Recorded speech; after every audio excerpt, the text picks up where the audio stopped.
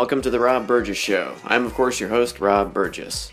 On this, our 189th episode, our guest is me. My first solo episode of this podcast was episode 41. The second was episode 62. The third was episode 84. The fourth was episode 117. The fifth was episode 131. The sixth was episode 182. And the seventh was episode 135. And on episode 100, I was joined by my wife and regular guest Ash Burgess, who interviewed me. I am a 10-time award-winning journalist whose work has appeared in print, radio, online, and television. I am currently editor of the Wabash Plain Dealer. Most recently, I was news editor of NUVO, managing editor of the Indiana Lawyer, and city editor, opinion page editor, and editorial board member of the Kokomo Tribune. I was also a reporter at WFHB, the Times-Mail, the Reporter-Times, Ukiah Daily Journal, and Ukiah Valley Television. Oh yeah, and I'm also the proprietor of the podcast, The Rob Burgess Show. A quick programming note. I recorded this episode at 4:45 p.m., Saturday, February 13th, 2021, immediately after the Senate acquitted Donald Trump after a second impeachment trial. And while it may sound like I'm recording this in a submarine, I was really in the middle of doing some last-minute Valentine's Day shopping. And now on to the show. I thought the House managers did a good job for the most part. I thought the defense was ridiculous. I thought the Democrats could have impeached alone on the Georgia call, but I'm glad that they included it on this. All right, so that brings us to today. Today has been quite the roller coaster because, first, it looked like that we were going to get witnesses because late last night, we had some reports of a call between Kevin McCarthy and Trump, basically saying that he wasn't going to call the protesters off, protesters, protesters is not the right word, the insurrectionists off.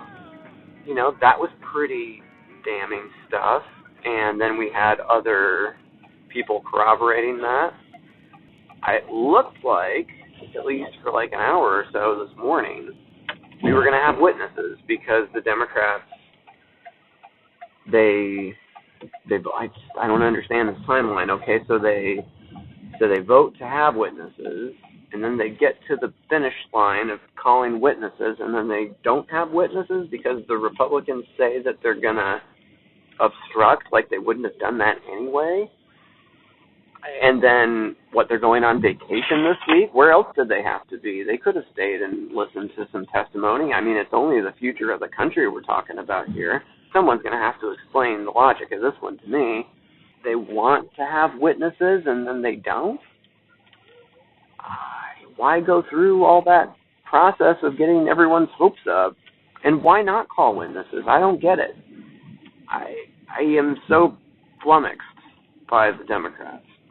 I am not a Democrat. I've never been a Democrat. I've never been a part of any party. I'm an independent. I'm like Bernie, right? I am independent, but I caucus with the Democrats. You know, I pretty much agree with everything that they do. I am secondhand embarrassed for them about how they have handled this issue. And I don't understand it. Someone's going to have to explain the game theory of this one to me because I truly don't understand it. Democrats, you are, I believe, in the majority. I know it's a 50-50 Senate, and Kamala gets to break any ties here, but come on.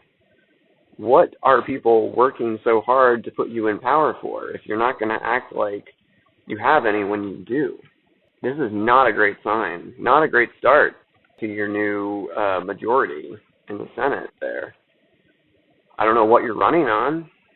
I don't know what you're going to tell people that they voted for.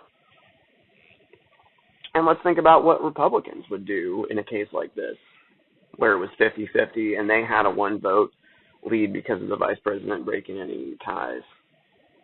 I don't think they would be acting like this. I don't know what they're scared of. I don't know. I don't get it. So maybe somebody can explain it to me. I don't understand it. I feel like this is a very, very disappointing day, obviously, because Trump was acquitted. But you know what? Even if they had gone through, even if they had acquitted after they had witnesses, I would have felt a little bit better about it, because the point really was never to, I don't think it was ever to get a guilty verdict, just because I think that was actually out of reach. It would have, I think witnesses, maybe, who knows what the witnesses would have said. Maybe it would have been enough. I just don't feel like getting to that number was the point. I think it's like you show people this is for the American people. This is for the future. This is for history. And if you're not going to do it now, when? And if history is going to judge it, history's being written right now. We're at a trial. Trials have witnesses. We're all watching. We don't get to vote here at home, but, this is an educational thing. This is, well, what did the Republicans do with Benghazi? That was just about shaming people and, getting into people, in controlling the news cycle and the headlines and on all the rest. They know how to play the game. Why don't you know how to play the game, Democrats? What's the deal? You've seen how they operate. And it's not because, listen, I'm only saying this because the majority of people are with the Democrats on issues. Okay, you go down every issue, the Democrats have it, but they don't act like it. I feel like they're used to being out of power. It's a reflex almost. Like they don't know what to do when they don't have someone else to blame for obstructing what they want to do. And once there's no more obstruction, it's like they go into this defensive crouch when there's nothing. What are you afraid of? I don't understand it. It's frustrating. It's mind-boggling. I don't get it. And let's go back to another point. I saw that 15 Republican senators, 15 out of 100, were not present for the entire trial. I mean, I don't know if they were there for part of it or the whole thing. I just saw that they were, at least for one day, I saw that they just kind of stepped out. How did they get to vote? I'm a private citizen. I was paying attention as much as I possibly could. I sat through an entire hour of that defense presentation. So what's the deal? Why did they get to vote? I don't understand. They should have been stricken from voting on that. They didn't sit there and listen to it. They didn't watch that. And you've got Rand Paul and Ted Cruz meeting with the defense team? Are you kidding me? I know that Ted Cruz and Josh Hawley, they are co-conspirators, if anything. But now that the trial's happening, they're giving advice to the defense team openly. Come on. Make an issue out of it. Democrats, make an issue out of it. I'm flummoxed. I don't know where the leadership is taking the party. Chuck Schumer, where are you? What are you doing? I don't think you're built for this moment. I don't. Prove me wrong. I would love to be proven wrong. But this is dire. I don't feel good about this. And unless something changes, unless Trump is indicted, which I don't know why he hasn't been, by somebody.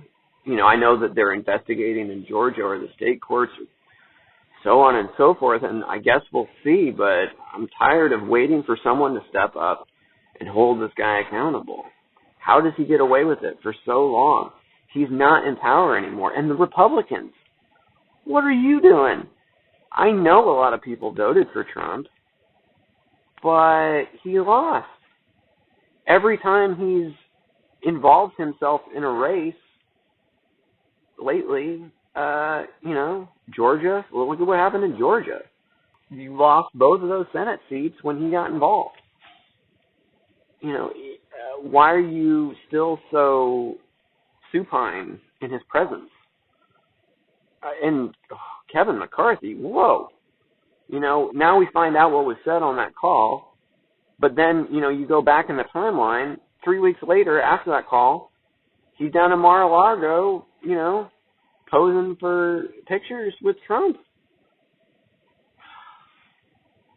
Where is your spine? Where's your guts? What do you even believe in? What's the platform? I mean, I don't even know why I'm talking to Republicans right now. They're a lost cause, but it just, I don't understand. I really, really don't. I don't know where the Democrats go from here. I don't know why they're going on vacation next week if they're so concerned about getting things done. I don't know where do you have to be? What else do you have to do? You could have spent next week calling witnesses, is what I'm saying. If you're not going to stay and work on the COVID bill or whatever else, call some witnesses. Get Pence to put his hand on that Bible he likes so much and swear to tell the truth. Get McCarthy. I can think of a dozen people I would love to get under oath, just to get it on the record, just to get them to answer some questions and have there be a penalty for lying. There's no penalty for lying in public, as much as I might like there to be. There's not. So you gotta put it in writing and get consequences behind it, or else I don't know what you expect to happen. This is going to continue. Many people have pointed this out, but this wasn't about Trump necessarily. This is just about what do we find acceptable. Relying on norms, relying on good faith. I think that's a sucker's game at this point. There is no good, we're on the honor system, and the Republicans have no honor. They don't. It's just, real politics, baby. Whatever gets the job done. That's what, 51 to 49. What you get a yard past the goal line, you score them points. They're all about getting the W's. And I wish the Democrats would take a page from that. I'm not saying be craven and ruthless, but, maybe a dash of that, look at how they've won with 0 mandates. Look at the populations of the states that make up their majority, not majority, but their, constituency in the Senate. How many people live in how many states that equal how many states of, how many Democrats control? They don't have the people on their side. They act like they do, but they don't. It's because we have this skewed system. And I'm sorry, I just wish the Democrats would wake up. I think that success is the worst teacher sometimes. And I just feel like they need to, I don't even know what they need to do, honestly, at this point. But look, Trump should have been impeached every single day of his presidency for a different crime. And the defense lawyers showed that, montage of, we're going to impeach him and blah, blah, blah, is the Democrats are just out to get this poor. Can Donald Trump ever get a break around here? Please? Well, maybe it's because he's a criminal and he should have never been allowed in the White House in the first place. And he should have been impeached for every single thing he did that was against his oath of office, which he gave countless examples of. And so when you hold him accountable for these, this one issue or another, it weakens it because you let the other ones go. So don't let it go. Okay, well, I hope I'm wrong. I hope there's some good reason for why what just happened. Maybe I don't have all the facts yet. But it looks to me like the Democrats just dropped the ball in a big, big way. And I think they have a lot of people who worked very hard to get them their majority in the Senate, wondering why they did, if this is how they're going to act. So, I feel like Democrats need to learn from Republicans, and Republicans, you need to disassociate yourself from Trumpism. If there's people that in the Republican Party that care about policy, I think you need to expel this crazy, fascistic, conspiracy-minded wing. Let them form their Patriot Party. What are you so scared of? Let them form their little Patriot Party. See how many people follow them. It's going to be a worthless third party if they try to do that. You're so tough on Democrats, and you're so weak when it comes to yourself, Republicans. I'm talking to you now. You let this guy take over your party. He didn't even have to try that hard. He just made little nicknames up for people, and you went along with it. How weak is that? He read Lindsey Graham's cell phone number on stage. He had to change his phone number, and you couldn't find a bigger sycophant than Lindsey Graham nowadays. So I don't understand either party. I'm not one of these both sides people, but I don't know. So they both need to return to earth. It would be nice to have a Democratic Party with a spine, and it would be nice to have a Republican Party with a brain or a heart or something. I don't know. I feel like y'all need to go see the wizard and ask for various organs and parts, because you're missing some, and you need to trade off for something. It's just so disheartening what's going on. And I want to see some big things from the Democrats to prove why people give them power ever in the first place. And so far, between this and this whole thing about how it was $2,000 for the stimulus, oh no, but wait, it's $1,400 plus the $600 you already got.